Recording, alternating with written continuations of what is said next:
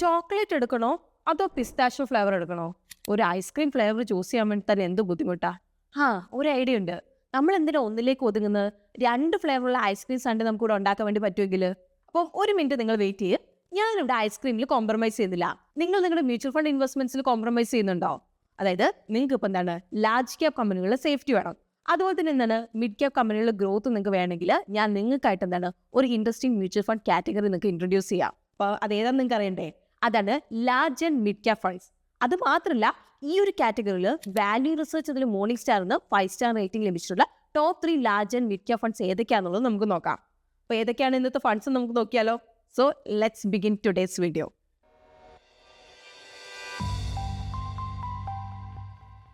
ആദ്യം നമുക്ക് എന്താണ് large and mid cap funds എന്നുള്ളത് നമുക്ക് നോക്കാം. Large and mid cap funds എന്ന് പറഞ്ഞാൽ സ്റ്റെബിലിറ്റി അതുപോലെ ഗ്രോത്തിനായിട്ട് രണ്ടിനുമായിട്ട് ലാർജ് ക്യാപ് അതുപോലെ മിഡ് ക്യാപ് സ്റ്റോക്സിലേക്ക് ഇൻവെസ്റ്റ് ചെയ്യുന്ന ഈക്വിറ്റി മ്യൂച്വൽ ഫണ്ട്സ് ആണിത്. ഇപ്പോൾ സെബിയുടെ കാറ്റഗറൈസേഷൻ പ്രകാരം ഈ ഒരു ഫണ്ട് അവരുടെ ടോട്ടൽ അസറ്റിന്റെ കുറഞ്ഞ് 35% ലാർജ് ക്യാപ് സ്റ്റോക്സിലേക്ക് ഇൻവെസ്റ്റ് ചെയ്യണം. അതുപോലെ കുറഞ്ഞത് 35% മിഡ് ക്യാപ് സ്റ്റോക്സിലേക്ക് അവർ ഇൻവെസ്റ്റ് ചെയ്യണം. ബാക്കി 30% ഫണ്ട് മാനേജറിന്റെ ഇഷ്ടപ്രകാരം ഇൻവെസ്റ്റ് ചെയ്യാവുന്നതാണ്. ഇനി നമുക്ക് വാല്യൂ റിസർച്ച് പ്രകാരം 5 സ്റ്റാർ റേറ്റിംഗ് ലഭിച്ച top 3 large and mid cap funds ഏതൊക്കെയാണ് എന്നുള്ളത് നമുക്ക് നോക്കാം. അപ്പൊ അതിനു മുമ്പ് നമുക്ക് ഇവിടെ ഒരു ഉത്തരം കിട്ടാനുണ്ട്. എന്താണ്, നമ്മൾ എന്തിനാ ഈ വാല്യൂ റിസർച്ച് മോർണിംഗ് സ്റ്റാറിനൊക്കെ വിശ്വസിക്കേണ്ട കാര്യം ഇവിടെ? ഇപ്പോൾ ഇൻവെസ്റ്റ്മെന്റ് റിസർച്ച് ഫീൽഡിലെ വിശ്വസനീയമായിട്ടുള്ള 2 പേരാണ് ഈ വാല്യൂ റിസർച്ച് അതുപോലെ മോർണിംഗ് സ്റ്റാർ എന്ന് പറയുന്നത്.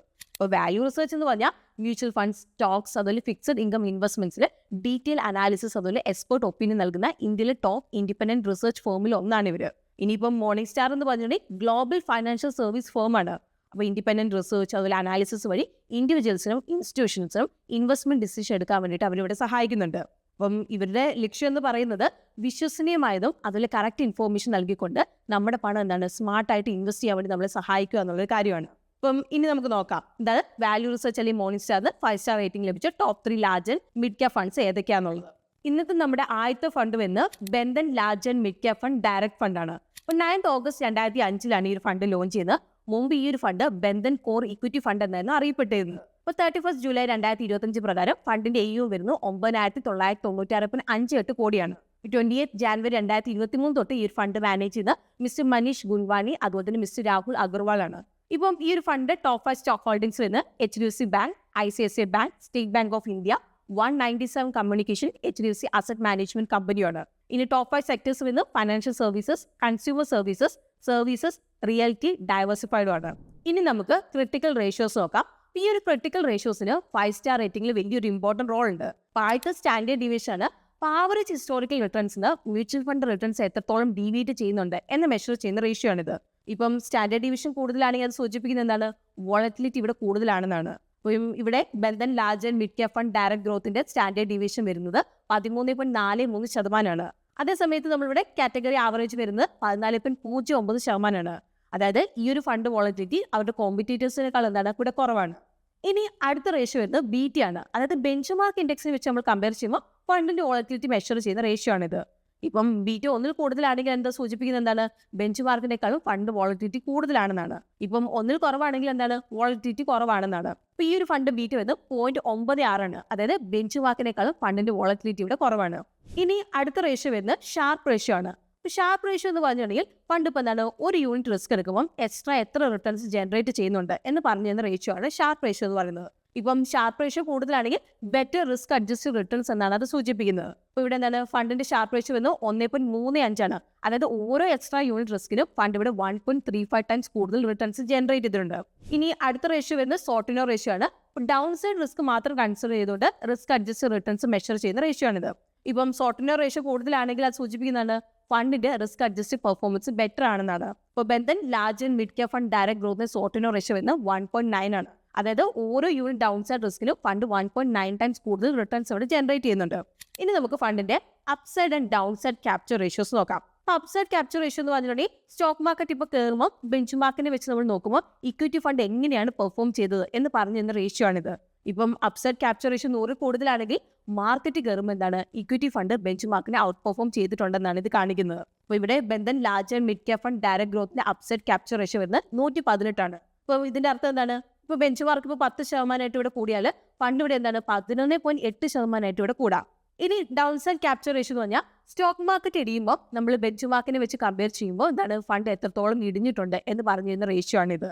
അപ്പം ഇതെന്താണ് ഡൗൺ സൈഡ് ക്യാപ്ചർ റേഷ്യോ ഇപ്പോൾ 100 താഴെയാണെങ്കിൽ എന്താണ് മാർക്കറ്റ് ഇടിയുമ്പോൾ ബെഞ്ച് മാർക്കിനേക്കാൾ എന്താണ് കുറവ് മാത്രമേ ഇവിടെ ഫണ്ട് ഇടിയുന്നുള്ളൂ എന്നാണ്. അപ്പോൾ ഇവിടെ നമ്മൾ നോക്കിയിട്ടുണ്ടെങ്കിൽ Bandhan large and mid cap fund direct ഗ്രോത്തിന് ഡൗൺ സൈഡ് ക്യാപ്ചർ റേഷ്യോ എന്ന് 73 അതായത് മാർക്കറ്റ് ഇടിയുമ്പോൾ ബെഞ്ച് മാർക്ക് ഇപ്പോൾ ഒരു 10% ഇടിഞ്ഞിട്ടുണ്ടെങ്കിൽ ഇവിടെ എന്താണ് ഫണ്ട് 7.3% മാത്രമേ ഇടിയുന്നുള്ളൂ. ഇനി നമുക്ക് ഫണ്ടിന്റെ പെർഫോമൻസ് നോക്കാം. അപ്പോൾ Bandhan large and mid cap fund direct growth കഴിഞ്ഞ 1, 3, 5, 7 അതുപോലെ 10 വർഷത്തെ കാറ്റഗറി അതുപോലെ ബെഞ്ച് മാർക്കിന് ഇവിടെ ഔട്ട് പെർഫോം ചെയ്തിട്ടുണ്ട്. ഇനി അടുത്ത ഫണ്ട് വരുന്നത് ICICI Prudential large and mid cap fund direct growth ആണ്. ഇപ്പോൾ 9 ജൂലൈ 1998 ഈ ഒരു ഫണ്ട് ലോഞ്ച് ചെയ്തത്. ഇപ്പോൾ 31 ജൂലൈ 2025 പ്രകാരം ഫണ്ടിന്റെ AUM വരുന്നത് 23,246.14 കോടിയാണ്. അപ്പോൾ ഈ ഒരു top 3 large and mid cap ഫണ്ട്സിലെ ഹയസ്റ്റ് ആണിത്. അപ്പോൾ 13 വർഷത്തെ എക്സ്പീരിയൻസോടെ 1 ജൂൺ 2022 തൊട്ട് ഇഹബ് ദവായി ആണ് ICICI Prudential large and mid cap fund direct growth manage ചെയ്യുന്നത്. ഇനി നമുക്ക് ഫണ്ട് പോർട്ട്ഫോളിയോ നോക്കാം. അപ്പോൾ ഈ ഒരു ഫണ്ടിലെ ടോപ്പ് 5 സ്റ്റോക്സ് വരുന്നത് Maruti Suzuki India limited, FSN e-commerce ventures limited, SBI cards and payment services, Axis bank limited, Larsen and Toubro limited ആണ്. Top 5 sectors വരുന്നത് financial services, automobile and auto components, consumer services, information technology and health കെയറും ആണ്. ഇനി നമുക്ക് critical ratios നോക്കാം. ICICI Prudential large and mid cap fund direct ഗ്രോത്തിന്റെ standard deviation ഇവിടെ വരുന്നത് 11.95 ആണ്. അപ്പോൾ ഇത് കാറ്റഗറി ആവറേജ് ആയ 14.09% എന്താണ് താഴെയാണ്. അപ്പോൾ ഇതിന്റെ അർത്ഥം ഫണ്ടിന്റെ വോളറ്റിലിറ്റി റിലേറ്റീവ്ലി ഇവിടെ കുറവാണെന്നാണ്. ഇനി ഫണ്ട് ബീറ്റ് വരുന്നത് 0.86 ആണ്, അതായത് ബെഞ്ച് മാർക്കിനേക്കാൾ എന്താണ് റിസ്ക് കുറവാണ്. ഇനി ഷാർപ്പ് റേഷ്യോ എന്ന് 1.27 ആണ്, അതായത് ഓരോ യൂണിറ്റ് റിസ്കിന് ഫണ്ടിയുടെ 1.27 ടൈംസ് ഹയർ റിട്ടേൺസ് ജനറേറ്റ് ചെയ്തിട്ടുണ്ട്. ഇനി സോർട്ടിനർ റേഷ്യോ എന്ന് 1.98 ആണ്, അതായത് ഓരോ യൂണിറ്റ് ഡൗൺ സൈഡ് റിസ്കിന് ഫണ്ടിയുടെ 1.98 ടൈംസ് ഹയർ റിട്ടേൺസ് ജനറേറ്റ് ചെയ്തിട്ടുണ്ട്. ഇനി നമുക്ക് ഫണ്ടിന്റെ upside and down side capture ratios നോക്കാം. അപ്പോൾ ഫണ്ട് അപ്സൈഡ് ക്യാപ്ചർ റേഷ്യോ വരുന്നത് 105 ആണ്, അതായത് മാർക്കറ്റ് കയറുമ്പോൾ ബെഞ്ച് മാർക്ക് ഇപ്പോൾ 10% കൂടിയ ഫണ്ട് ഇവിടെ 10.5% കൂടാം. ഇനി ഡൗൺ സൈഡ് ക്യാപ്ചർ റേഷ്യോ വരുന്നത് 67 ആണ്, അതായത് മാർക്കറ്റ് ഇപ്പോൾ ഇടിയുമ്പോൾ ബെഞ്ച് മാർക്ക് ഇപ്പോൾ 10% ഇടിഞ്ഞാൽ ഫണ്ട് ഇവിടെ 6.7% മാത്രമേ ഇടിയാൻ സാധ്യതയുള്ളൂ. ഇനി നമുക്ക് ഫണ്ടിന്റെ റിട്ടേൺസ് നോക്കാം. ICICI Prudential large and mid cap fund direct growth കഴിഞ്ഞ 1, 3, 5, 7 അതിൽ 10 വർഷത്തിൽ കാറ്റഗറി അതിൽ ബെഞ്ച് മാർക്കിന് ഇവിടെ ഔട്ട് പെർഫോം ചെയ്തിട്ടുണ്ട്. ഇനി ഇന്നത്തെ നമ്മുടെ തേർഡ് ഫണ്ട് വരുന്നത് Motilal Oswal large and mid cap fund direct growth ആണ്. ഇപ്പോൾ 17 ഒക്ടോബർ 2019 ഈ ഒരു ഫണ്ട് ലോഞ്ച് ചെയ്തത്. അപ്പോൾ 31 ജൂലൈ 2025 പ്രകാരം ഫണ്ടിന് AUM വരുന്നത് 12,427.89 കോടിയാണ്. 11 ഡിസംബർ 2023 തൊട്ട് ഫണ്ടിന്റെ ഫസ്റ്റ് മാനേജർ മിസ്റ്റർ അജയ് കന്ദൽവാൾ ആണ്. അപ്പോൾ 1 ഒക്ടോബർ 2024 തൊട്ട് മിസ്റ്റർ അതുൽ മെഹ്റയാണ് ഈ ഫണ്ട് മാനേജ് ചെയ്യാൻ വേണ്ടി തുടങ്ങി. ഇനി നമുക്ക് പോർട്ട്ഫോളിയോ നോക്കാം. ഇപ്പോൾ ടോപ്പ് 5 സ്റ്റോക്സ് വരുന്നത് eternal limited, Bharat electronics limited, CG power and industrial solutions limited, വാരി എനർജീസ് ലിമിറ്റഡ്, അതുപോലെ അബാർ ഇൻഡസ്ട്രീസ് ലിമിറ്റഡും ആണ്. ഇപ്പോൾ ഇവിടുത്തെ ടോപ്പ് 5 സെക്ടേഴ്സ് വരുന്നത് electrical equipment, aerospace and defence, retailing, finance, അതുപോലെ തന്നെ കൺസ്യൂമർ ഡ്യൂറബിൾസും ആണ്. ഇനി നമുക്ക് ക്രിട്ടിക്കൽ റേഷ്യോസ് നോക്കാം. അപ്പോൾ ഫണ്ട് സ്റ്റാൻഡേർഡ് ഡീവിയേഷൻ ഇവിടെ വരുന്നത് 18.19% ആണ്. ഇപ്പോൾ കാറ്റഗറി ആവറേജ് ചെയ്യുക 14.09%-നേക്കാളും ഇത് കൂടുതലാണ്, അതായത് കോമ്പറ്റേറ്റേഴ്സിനേക്കാളും ഈ ഒരു ഫണ്ട് വോളറ്റിലിറ്റി ഇവിടെ കൂടുതലാണ്. ഇനി അടുത്ത വരുന്നത് BT ആണ്. ഇപ്പോൾ BT ഇവിടെ വരുന്നത് 1.09 ആണ്, അതായത് ബെഞ്ച് മാർക്കിനേക്കാളും ഈ ഒരു ഫണ്ട് റിസ്ക് എന്നാണ് ഇവിടെ കൂടുതലാണ്. ഇനി ഷാർപ്പ് റേഷ്യോ എന്ന് 1.22 ആണ്, അതായത് ഓരോ യൂണിറ്റ് റിസ്കിനും ഫണ്ട് ഇവിടെ 1.22 ടൈംസ് എക്സ്ട്രാ റിട്ടേൺസ് ജനറേറ്റ് ചെയ്തിട്ടുണ്ട്. സോർട്ടിനർ റേഷ്യോ വരുന്നത് 1.31 ആണ്, അതായത് ഓരോ യൂണിറ്റ് ഡൗൺ സൈഡ് റിസ്കിനും ഫണ്ട് ഇവിടെ 1.31 ടൈംസ് കൂടുതൽ റിട്ടേൺസ് ജനറേറ്റ് ചെയ്തിട്ടുണ്ട്. അപ്പോൾ ഫണ്ട് അപ്സൈഡ് ക്യാപ്ചർ റേഷ്യോ വരുന്നത് 135 ആണ്, അതായത് മാർക്കറ്റ് കയറുമ്പോൾ ബെഞ്ച് മാർക്ക് ഇപ്പോൾ 10% കൂടിയ ഫണ്ട് ഇവിടെ 13.5% ഇവിടെ കൂടാം. ഇനിയിപ്പം ഇവിടെ ഫണ്ടിന്റെ ഡൗൺ സൈഡ് ക്യാപ്ചർ റേഷ്യോ വരുന്നത് 84 ആണ്, അതായത് മാർക്കറ്റ് ഇപ്പോൾ ഇടിയുമ്പോൾ ബെഞ്ച് മാർക്ക് 10% ഇടിഞ്ഞാൽ ഫണ്ട് ഇവിടെ 8.4% മാത്രമേ ഇടിയുള്ളൂ. ഇനി നമുക്ക് ഫണ്ട് റിട്ടേൺസ് നോക്കാം. അപ്പോൾ Motilal Oswal large and mid cap fund direct growth കഴിഞ്ഞ 1, 3 അതുപോലെ 5 വർഷത്തിൽ കാറ്റഗറി അതുപോലെ ബെഞ്ച് മാർക്കിനെ ഔട്ട് പെർഫോം ചെയ്തിട്ടുണ്ട്. ഇപ്പോൾ 7 ഇയർ അതുപോലെ 10 ഇയർ ഡേറ്റ ഇവിടെ അവൈലബിൾ അല്ല. സോ ഇതാണ് വാല്യൂ റിസർച്ച് അതുപോലെ മോർണിംഗ് സ്റ്റാർ പ്രകാരം top 3 large and mid cap funds. അപ്പോൾ ഈ 3 ഫണ്ടിന്റെയും ഇൻവെസ്റ്റ്മെന്റ് അപ്രോച്ച്, ഫണ്ട് സ്റ്റൈൽ, അതുപോലെ മാനേജർ പെർസ്പെക്റ്റീവ് എന്താണ് എല്ലാം മാറ്റം ഉണ്ടാവാം. ഇപ്പം നിങ്ങൾക്ക് ഈ ഒരു ടേബിൾ നോക്കിയിട്ടുണ്ടെങ്കിൽ ഈ 3 ഫണ്ട് എന്താണ് മാർക്കറ്റ് ക്യാപ്പ് അതിൽ ക്യാഷ് ഹോൾഡിംഗ്സ് നിങ്ങൾക്ക് കാണാൻ വേണ്ടിയിട്ട് സാധിക്കും. അപ്പോൾ ഈ ഒരു ഫണ്ടൊക്കെ എത്രത്തോളം ഡിഫറൻറ്റ് ആണ് എന്നുള്ളത് നിങ്ങൾക്ക് ഈ ഒരു ടേബിൾ നോക്കിയിട്ടുണ്ടെങ്കിൽ തന്നെ മനസ്സിലാവും. അപ്പോൾ ഇവിടെ കഴിഞ്ഞ 7 മാസത്തിൽ ICICI Prudential large and mid cap എന്താണ് പതുക്കെ അവരുടെ ക്യാഷ് ഹോൾഡിംഗ്സ് കൂട്ടിയിട്ടുണ്ട്. അപ്പോൾ ബാക്കി 2 ഫണ്ടിനെ വെച്ച് നമ്മൾ നോക്കുമ്പോൾ ICICI Prudential large and mid cap fund small ക്യാപ്പിലേക്കുള്ള അലോക്കേഷൻ ഇവിടെ കുറവാണ്. അപ്പോൾ മാർക്കറ്റ് ഇടിയുമ്പോൾ ഈ ഒരു ഫണ്ട് എന്താണ് ഒരു ബെറ്റർ പൊസിഷനാണ് ഉള്ളത്. ഇനി Motilal Oswal large and mid cap fund small ക്യാപ്പിലേക്ക് കൂടുതൽ അലോക്കേഷൻ ഉള്ളതുകൊണ്ട് തന്നെ ഫണ്ട് കുറച്ച് റിസ്ക്കിയാണ് ഇവിടെ. അപ്പോൾ ഈ ഒരു ഫണ്ട് ജനറൽ ട്രെൻഡ് വരുന്ന ലാർജ് ആൻഡ് മിഡ് ക്യാപ്പിലേക്ക് 35% അലോക്കേഷൻ മെയിൻറ്റെയിൻ ചെയ്യുക എന്നുള്ളതാണ്. അപ്പോൾ ബാക്കി അലോക്കേഷൻ മെയിൻലി സ്മോൾ ക്യാപ്പിലേക്കാണ് വരുന്നത്. അപ്പോൾ കഴിഞ്ഞ 4 മാസത്തിൽ നമ്മൾ നോക്കുകയാണെങ്കിൽ ക്യാഷ് അലോക്കേഷൻ പതുക്കെ അവർ കൂട്ടിയിട്ടുണ്ട്. ഇനിയിപ്പം Bandhan large and mid cap fund, ബാക്കി 2 ഫണ്ട് വെച്ച് നമ്മൾ നോക്കുമ്പോൾ മോഡറേറ്റ് മാർക്കറ്റ് ക്യാപ് അലോക്കേഷൻ ആണുള്ളത്. അപ്പോൾ ഈ ഒരു ഫണ്ട് ICICI പ്രൊഡൻഷ്യനേക്കാളും സ്മോൾ ക്യാപ്പിലേക്ക് കൂടുതൽ അലോക്കേഷൻ ഉണ്ട്. എന്താണ് മോത്തിലാൽ ഓസ്വാളിനേക്കാൾ എന്താണ് ഇവിടെ കുറവാണ്. ഒരു ഇൻവെസ്റ്റർ എന്ന നിലയിൽ നിങ്ങൾ റിസ്ക് അപ്പറ്റൈറ്റ് അനുസരിച്ച് നിങ്ങൾക്ക് ഇവിടെ ഫണ്ട് സെലക്ട് ചെയ്യാം. അപ്പോൾ ഈ 3 ഫണ്ടിൻ്റെയും എക്സ്പെൻസ് റേഷ്യോ നിങ്ങളിവിടെ വിട്ടുപോരുത്. അതുപോലെ എനിക്ക് നിങ്ങളോട് ഇവിടെ ഒരു കാര്യം പറയാനുള്ളത്, ഫണ്ട് റിസർച്ച് ചെയ്തുകൊണ്ട് മാത്രം ഇവിടെ കാര്യമില്ല.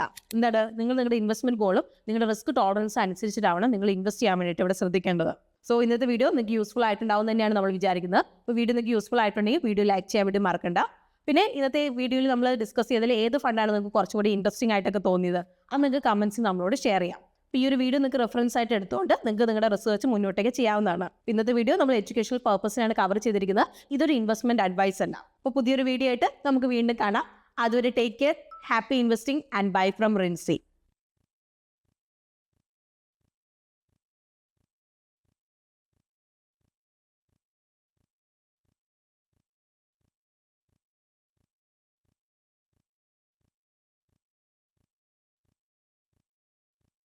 Investment in securities market are subject to market risks. Read all the related documents carefully before investing. Please read the risk disclosure documents carefully before investing in equity shares, derivatives, mutual fund, and or other instruments traded on the stock exchanges.